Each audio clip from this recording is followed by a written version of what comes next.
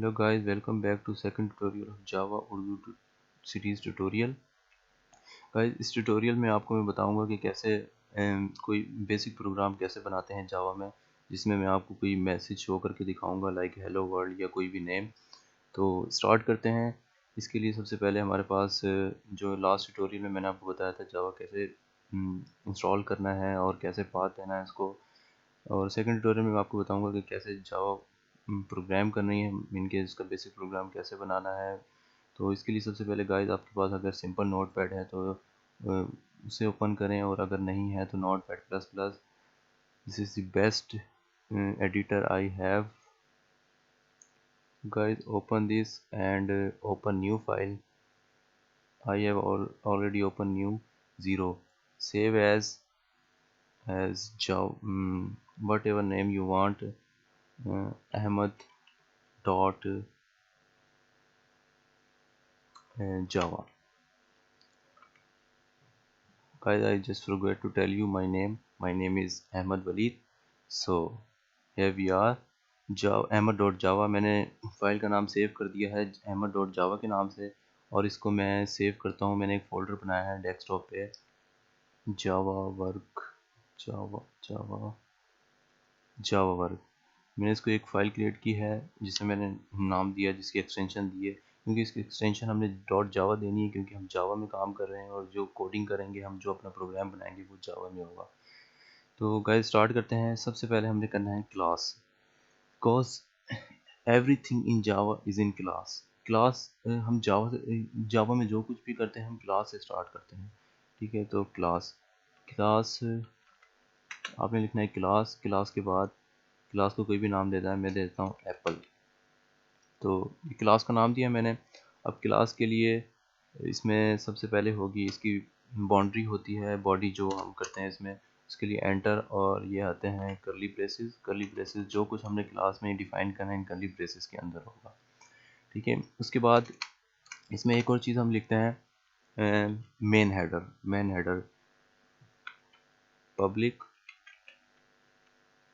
Static void main।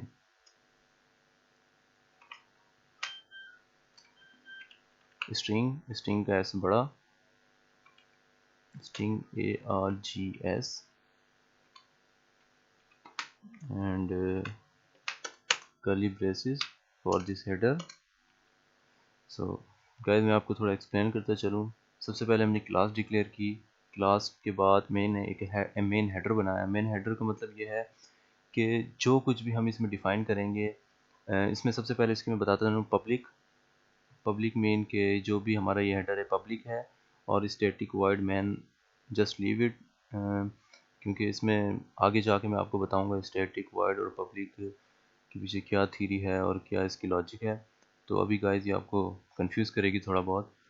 So start करते हैं। सबसे पहले एक टर्म यूज़ होती है लैंग्वेजेस में, सिंटैक्स। और सिंटैक्स यूज़ होती है। सिंटैक्स का मतलब होता है कि मतलब कोई भी प्री डिफाइंड सिंटैक्सेस होते हैं जिनके पीछे कोई क्लास होती है जावा में, जो कि प्री डिफाइन होते हैं, हम सिर्फ उनको यूज़ करते हैं अपने पर्पज़ के लिए। तो मैंने इस ट्यूटोरियल में, जैसे कि मैंने आपको बताया था कि मैं इसमें यूज़ करूँगा, यानी कि आपको कोई प्रिंट एफ मैसेज शो करके दिखाऊंगा स्क्रीन पे। तो इसके लिए सबसे पहले मैंने क्या करना है, एक सिंटैक्स यूज़ होता है जावा में, जो होता है सिस्टम का एस बड़ा, system dot out dot print L parenthesis and inverted commas और सेमी कॉलन।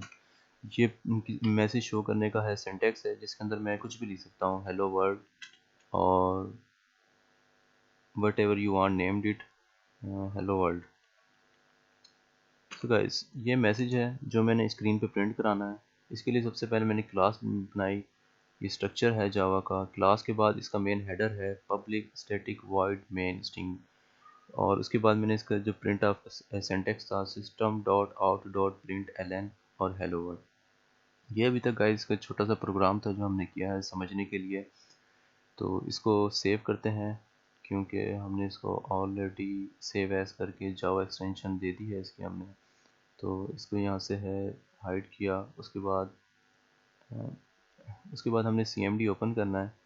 CMD ओपन करने के बाद हमने इस डायरेक्टरी में जाना है जहाँ पे हमारी फाइल पड़ी है। ठीक है। तो C D mean change directory, मैंने फोल्डर अपना सेव किया था डेस्कटॉप पे, तो मैं डेस्कटॉप पे जाऊंगा, डेस्कटॉप एंड एंटर। मैं डेस्कटॉप में आ गया हूँ। डेस्कटॉप में आने के बाद देखूंगा मेरा फोल्डर एग्जिस्ट करता है कि नहीं, उसमें मौजूद है कि नहीं। तो ये मैंने ओपन किया।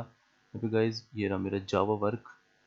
जावा वर्क, अब मैंने जावा वर्क में जाना है, सी डी जावा वर्क ओपन किया। मैं जावा वर्क में आ गया। इसमें मैंने डायरेक्टरी ओपन करनी है।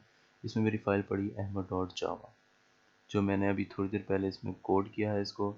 इसके बाद इसमें मैंने जो काम किया मैंने आपको बताया था जैसे पहले कि मैंने इसमें एक मैसेज शो करना है जिसका कुछ सिंटैक्स वगैरह था, रूल फॉलो किया था। तो इसके लिए सबसे पहले मैंने इस पर जावा कंपाइलर यूज़ करना है, जिसे कंपाइल करना है, उसके बाद इसको इंटरप्रेट करना है, एग्जीक्यूट करना है।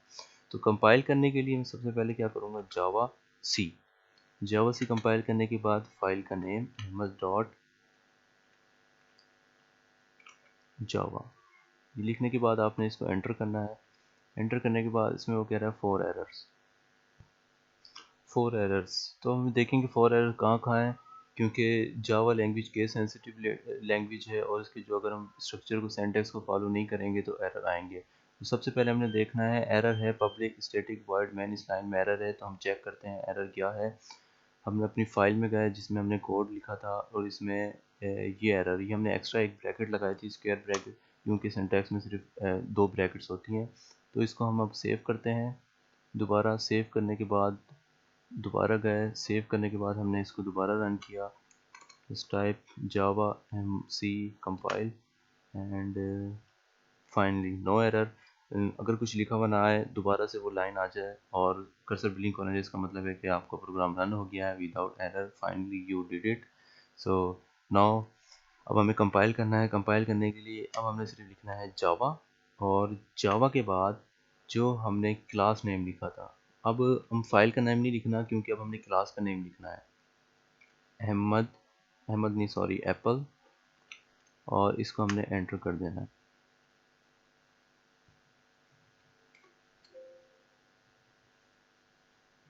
एक्चुअली गाइस मैंने क्लास का नाम गलत लिखा है, तो ये होगा ए कैपिटल था, एप्पल, एंटर।